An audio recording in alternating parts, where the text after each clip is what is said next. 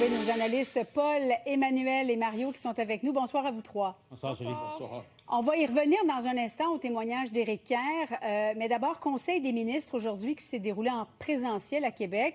Et la commission Galland, c'était le sujet de discussion. Écoutez bien. C'est sûr que j'aime pas ça, ce que j'entends depuis le début avec le dossier Ça clique. Je vais être très clair. Jamais, au grand jamais, je ne mentirai aux Québécois. Paul, est-ce qu'on a l'impression que ça paralyse tout actuellement? À peu près tout, effectivement. Et peu importe ce que le gouvernement peut faire, on ne parle que de ça. Surtout qu'il y a un remaniement qui s'en vient. Et puis, là, évidemment, dans l'appareil gouvernemental, on attend ça aussi. Mais j'ai hâte de voir le mardi le témoignage. J'espère que la procureure ou le procureur va poser la question au premier ministre mardi. Qu'est-ce que vous n'aimez pas dans ce que vous entendez? Moi, je peux te le dire. Vas-y donc. C'est le courriel de Mme Guilbeault. Moi, si j'étais première ministre, là, ce que je ne suis pas, ce que j'aimerais pas dans ce que j'entends, c'est que c'est vrai que ça démontre que, jusqu'ici, là, que la SAQ a manqué de transparence, OK? Puis qu'elle n'a pas dit les vraies choses. Mais ce que j'aimerais pas, c'est de voir que la seule ministre devant qui on a mis la preuve noir sur blanc, que ce ministre-là a vu que ça allait frapper le milliard, là, tu sais, le 900 millions, là, la fameuse explosion, elle n'a pas ouvert, c'est Geneviève Guilbeault. C'est la seule là, qui a eu des documents là, qui reprend les chiffres du vérificateur général. Sa thèse, c'est qu'elle n'a pas ouvert le document. Au meilleur de ses souvenirs. Moi, j'aimerais pas ça si j'étais première ministre. Puis si j'étais première ministre, j'aimerais pas ça entendre que mes ministres et plusieurs membres de la haute fonction publique sont finalement obligés de reconnaître que, oui, on leur a pas dit toute la vérité, mais les drapeaux rouges, là, il y en avait, ça tapissait les murs. Ils en ont tous eu plein, puis il n'y a personne qui a allumé. Puis je sais pas pour toi, Mario, mais en même temps, t'es premier ministre, et là, un des traits communs de tous les témoignages, soit des conseillers politiques ou des élus, c'est que c'est pas de leur faute. La faute de l'autre. C'est l'autre. C'est l'autre. Et puis, c'est pas moi, c'est pas de ma faute, je ne pouvais pas le savoir et tout ça, et c'est pas ma responsabilité. Alors, tu sais, quand tu es chef d'un gouvernement, tu es là, entre autres, pour assurer la cohésion de ton équipe, c'est dur. C'est très, très dur. C'est très, très dur, ce qu'on entend. C'est très dur, mais moi, je continue à penser la même chose, c'est que politiquement, tu sais, moi, je pense que cette affaire aurait dû être regardée par l'UPAC, par l'Autorité des marchés publics, fouillée, décortiquée.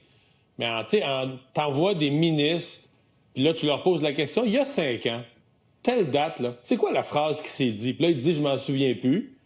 Puis il est évident qu'il s'en souvient plus, mais tu sais, à la TV, quand tu dis, je m'en souviens plus, t'as l'air d'un con, t'as l'air de quelqu'un qui surveille pas ses affaires, qui est un ministre, qui a tout laissé passer. En d'autres termes, tu sais, des fois, on dit, là, dans une crise comme ça, on lance quelqu'un en dessous de l'autobus, mais là, c'est François Legault, le Conseil des ministres, en créant cette commission, ils se sont placés, ils ont pogné la CAQ, puis ils l'ont foutu devant l'autobus. Ça fait que là, présentement, ils sont toute la gang en dessous de l'autobus. C'est un gouvernement qui s'est lui-même mis en dessous de l'autobus politiquement. Puis là, la semaine prochaine, ça va être le premier ministre.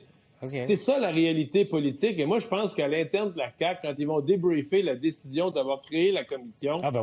je veux dire, il y en a qui vont vouloir... Il y en a qui vont en vouloir énormément à François Legault. Moi, je m'attends là, politiquement à des lendemains extrêmement difficiles à l'interne. Parce que l'idée qu'en créant une commission, on va laver plus blanc que blanc, puis tout ça, puis on va montrer qu'on n'a rien à cacher. C'est pas ça le résultat. Parce que le problème, c'est que c'est supposé être l'autopsie de comment la SAQ a menti. C'est en train de devenir, dans cette deuxième phase, l'autopsie de tout le côté dysfonctionnel de ce gouvernement-là. Des ministres qui se passent la POC puis qui travaillent en silo, jusqu'aux conseillers politiques et chefs de cabinet qui soit font mal leur travail ou soit sont carrément incompétents. Ou soit ils s'en rappellent pas, parce que Mario parlait des trous de mémoire. Écoutez bien, ça s'est passé à plusieurs reprises aujourd'hui. Extrait Éric Kerr.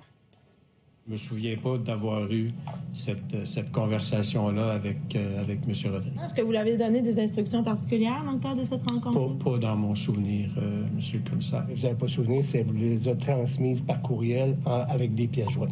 Exact. Pour quel motif on demande une rencontre avec la SAC? Je me souviens pas. Sincèrement, M. le commissaire, je me souviens pas. Puis là, je vous inventerai pas de réponse. Sincèrement, je me souviens pas pourquoi on demande cette rencontre-là. Et ça, Julie, là, c'est le maillon faible de la comparution d'Éric Kerr. Et je t'explique pourquoi. On a entendu Éric Kerr dire, nous, au pouvoir, on ne veut pas s'immiscer, faire de l'ingérence politique dans les sociétés d'État.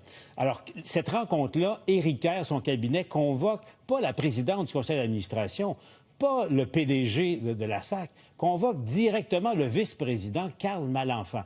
C'est pas rien, là. Le ministre passe par-dessus la tête de gens vers qui il ne veut pas faire d'ingérence politique, convoque un vice-président. Pourquoi? Éric Kerr dit qu'il ne savait pas ce qui se passait, puis il passe par-dessus la tête de tout le monde pour convoquer l'homme au centre de tout ça. Ça ne tient pas de la route. Ça tient pas de la route. C'est une responsabilité élastique. C'est que quand ça fait son affaire, il est responsable et il l'assume d'avoir été responsable. Mais quand... C'est tout ce qui touche les coûts, là, et c'est ce qui est dévastateur pour Éric Kerr et pour les autres ministres, c'est que face aux preuves déposées, ils sont obligés de contredire ce qu'ils ont dit au lendemain du dépôt de la vérificatrice générale. Et là, pourquoi? Parce qu'on sait maintenant que dès 2020, il a vu qu'il y avait des problèmes de gouvernance, de dépassement de coûts, etc. Dès 2021, il l'a écrit noir sur blanc. On sait depuis longtemps qu'ils dépassent leurs échéanciers, etc. Puis finalement, il a admis que les chiffres, ça ne l'intéressait pas. Non, c'était le déploiement qui l'intéressait surtout. Mais ça ne l'intéressait pas. Tant pis. Et ça relevait des transports, hein? Ça ne relevait pas de lui. Là. Il l'a répété à plusieurs reprises. Mario, c'est ça que je te posais comme question. C'est le déploiement avant d'aller à la pause qui l'intéressait, plus que les coûts. Absolument. Mais c'était pas lui l'administrateur de l'argent non plus. Là. C'était le déploiement informatique. C'était ça, sa job. C'est juste que devant une commission comme ça, tout le monde finit par avoir l'air fou. Là. Restez là dans un instant. Des élèves musulmans qui se privent de manger à l'école pour des raisons religieuses. Le ministre Drainville demande aux parents d'en faire plus.